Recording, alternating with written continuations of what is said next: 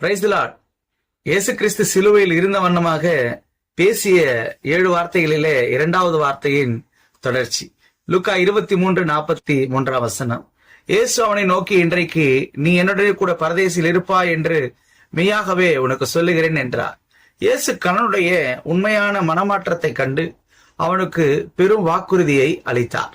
இன்று உண்மையாக நாம மனம் திரும்பினால் இயேசு கொடுக்கும் 7 வாக்குறுதியின் நன்மைகள். முதலாவது, முழுமையான பாவ மன்னிப்பு கொடுக்கிறார் என்று 1 யோவான் 1:9. இரண்டாவது, தேவனுடைய இரக்கத்தை கொடுக்கிறார். நீதிமொழிகள் 28:13. ஆத்மா இளைப்பாறுதல் மற்றும் மன அமைதி. மூன்றாவது கொடுக்கிறார் என்று மத்தேயு சுவிசேஷம் 11:28.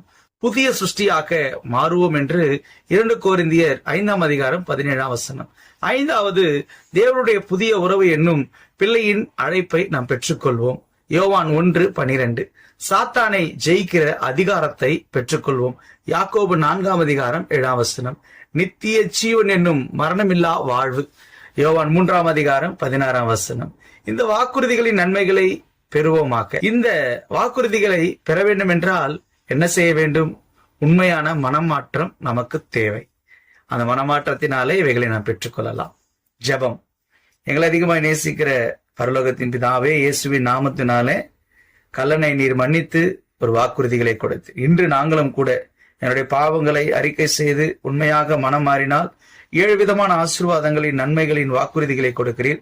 அவைகளை பெற்றுக்கொள்ள இரக்கம் பாராட்டி உம்மிடத்திலே செபித்து வேண்டிக் கொள்ளுகிறேன் நல்ல பிதாவே. ஆமென்.